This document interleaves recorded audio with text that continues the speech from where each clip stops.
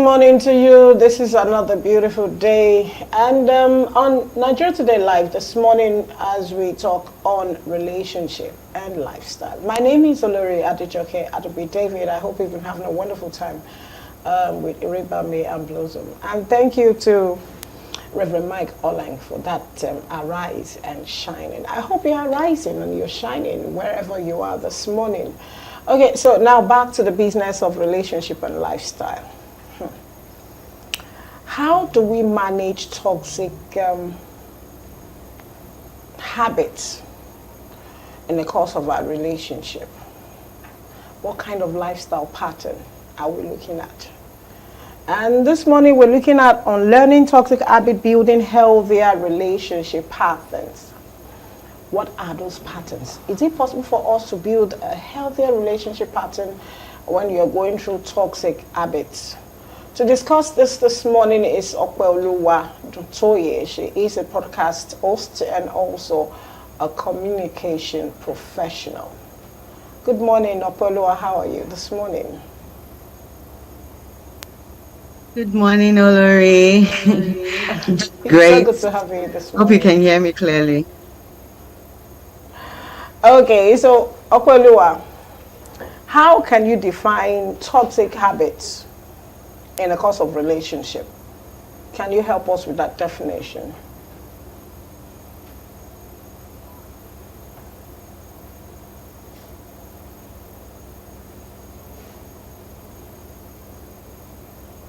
Toxic habits are really those things that you do that makes the other person, most people like very uncomfortable. Um, you make your other person not feel so be able to communicate well with you, engage well with you, and then it's something that you are mostly very dismissive about, and maybe most like defensive behavior that you show to other people, and they are very hurtful behaviors too that you show to people around you, your environment, and those that you love, right? And most of the time, you are probably not even aware that you're doing it. And even when people point it out to you, you become so defensive about it and you don't really listen, right? Those are the key things that show that you have a toxic habit. So most of the time, people think toxic habits are only things like smoking, um, um, doing things like lying, or just, doing things that are not great for the environment. But toxic behaviors can also go as far as you avoiding to communicate properly with people, you avoiding to solve situations, right? When you have issues, instead of you to confront it, you have that avoidance mentality. It's actually toxic, right? And these are things that build our relationships over time.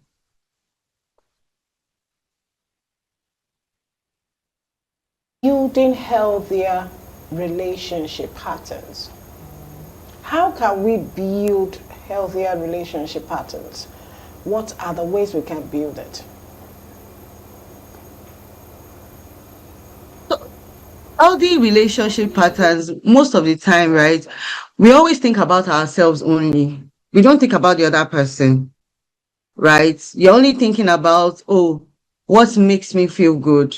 What makes me feel comfortable? What makes me happy? But sometimes what makes you feel happy might be something that is hurtful to another person. What makes you feel comfortable might be something that is hurtful to the other person.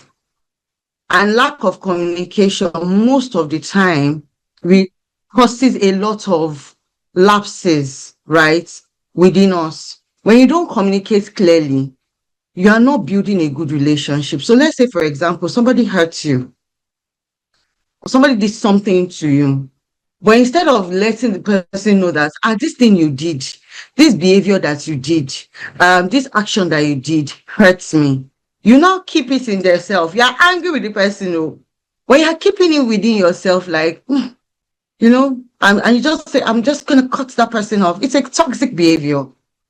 The other person might not even know that they did something wrong. The other person might not even know that something that has transpired that is making you angry, and then you just move it. So communication is so key in building healthy relationship, and how you communicate too matters, right? You can communicate. I always say this thing that there's a way you can tell somebody they are mad and they don't feel like you just told them they are mad. It's how you communicate. You can say to somebody hurts you, does not mean that you have to hurt the person back, right? You can choose the words that how you are going to communicate that hurt, and the words and action that you're going to do after that. So communication is a very key foundation of building healthy relationships. And what I find is that many of us, we run away from communicating. We've run away from saying, I'm sorry, like owning up to what you have done. You did something. And the person said, another thing is that somebody said to you, what you did to me hurts me. I'm not okay with this behavior that you are doing. I don't like it when you become defensive. I don't like the way you talk to me. I don't appreciate the way you how will I call it now, interact with me. The person has heard this thing. That's not the time for you to say, I just did it. It's not it's not me. It's not my fault. It's just the way I am. That's not the time for you to be saying it's just the way I am. It's the time for you to actually reflect. Reflection is also a very key part of building healthy habits. So somebody has said it to you that, oh, you did this. They did not like it. Another person has said it to you. You did this and they didn't like it. That's a pattern. And it's now for you to now reflect and say, in the mouth of, as the Bible says, in the mouth of 2 and 3, right? The word is established, right? So when you've seen one person say, I've said it, 2 persons have said it, 3 persons have said it, 4 persons have said it, they're saying the same thing about you. It's not the time to say, well, that's how I am. And we have this notion that because we are now adults, we are now older, right? We cannot change ourselves, or we cannot work on ourselves. Working on yourself and working on your behavior is not a age factor, right? It's something that you have to determine in yourself and say to yourself, okay, I am reflecting. It's like, oh, this thing is an excess that I have. I need to work on it. I need to become better. And you have to deliberate about it. And when people see that you are making an attempt, right? Especially people that, respect healthy relationship, you see that they'll start being warm to you, open up more to you, and then you start growing from there. Thank you. Finally, the question I would want you to wrap up with, or maybe an advice, is in the course you said communication is key in any relationship. We've always had that, and we've always been an advocate of communication in relationship. Now, in a process or in a situation whereby you try to apologize for doing something and you still go back to that same thing. Many experience this in toxicity in their relationship. And you wonder, but this man or this woman actually apologized. And she was like, I meant what I said. I will not do it again. I promise I will do this. I will do that. And before a month again, you see another hit, violence, attitude, demeaning situations, and you're like, where am I going from here? What would be your advice to this kind of situation, even though the person is going for counseling? What will be your advice to this kind of situation? Because we're talking about building healthy relationship partners. Healthy relationships. And you want to okay, I'll give him or her another chance. What would be your advice to this particular person going through this? For this kind of thing, is now something that you are calling a behavioral pattern. It has become a behavioral pattern. And it's not something that maybe the person can work on their own. That's the truth, right? So one of the key things is, one, the person, if you can advise the person to go for therapy. Like when it comes to marriage, that's a different thing. Like it's deeper when it comes to marriage, right? When it comes to marriage, there's a whole process that you have to go to find people that maybe they respect, that can talk to them. And that's when it comes to marriage, right? And then maybe you can then move on to say, okay, if that did not work, if maybe your clergy, maybe in your mosque or in your church, they've done the counseling session and it's not working, then I think it's time for them to now, start doing an intervention.